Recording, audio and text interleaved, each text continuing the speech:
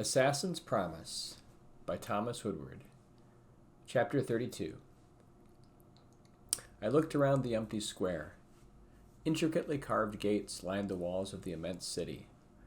The sound had hit some kind of barrier.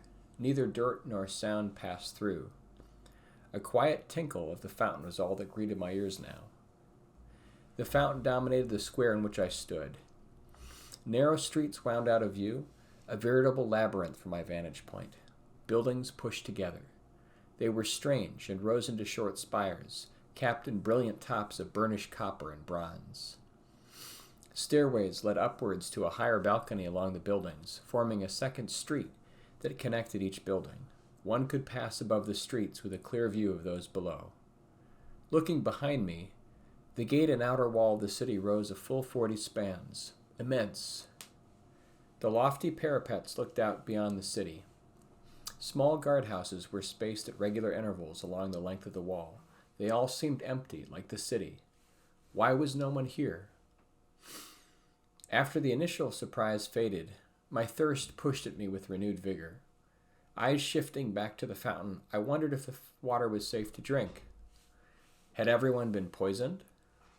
No, I couldn't entertain thoughts of that sort. Gingerly stepping forward, I bent to cup my hands into the cool running water. It had a ruddy cast, but did not seem polluted. I took a small sip. The water tasted odd, but did not seem dangerous. Drinking in earnest, I quenched my thirst, then dunked my head in the fountain. It felt wonderful. My wearied frame felt all the exhaustion at once. I sat down at that moment, beneath the fountain, just letting the heat of the day wash over me, setting aside the ramifications of what had just happened. Just sitting there, drenching myself in the cool waters, I closed my eyes. My mind drifted to the immense spires of gold I had seen from a distance, all the time wondering if they were real or just a figment of my imagination. Stillness permeated the square. The heat, the deeply hued mosaic murals painted onto the wall, the clay stones beneath my heels. I wondered still if they were real. Stannon, where was he?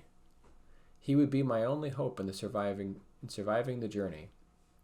I realized I could be stranded in the middle of the desert, in a strange city without him. The murals continued up the slick streets into alleyways, casting the buildings in an intricate pattern of color and painted figures.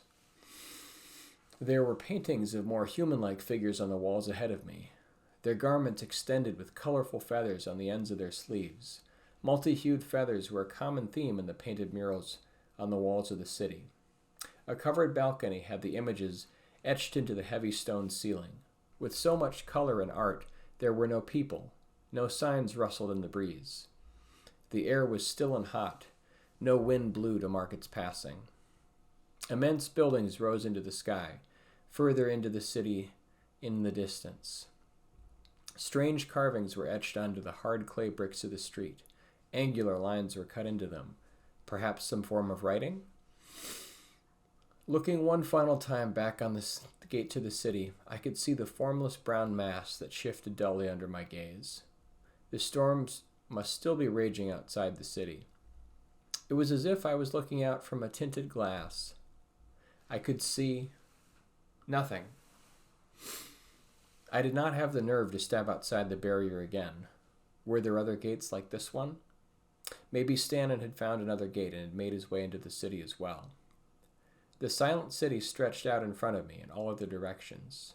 It felt like an open tomb of a long-forgotten emperor. Adobe and clay formed the basic structures of most homes, the burnished bronze and copper catching the sun on the roofs of the homes. One path seemed to move straight towards the center of the city, but then it veered off, hundreds of spans in the distance. I could not tell where the true city proper began, if indeed there was such a thing. Shaking my head in wonder, I nervously moved on, leaving the fountain and square behind me.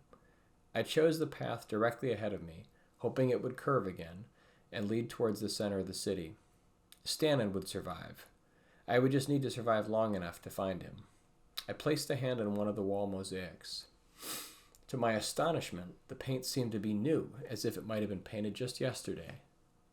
Looking up towards one of the buildings on the second level above the street, I wondered, what secret did this city hold?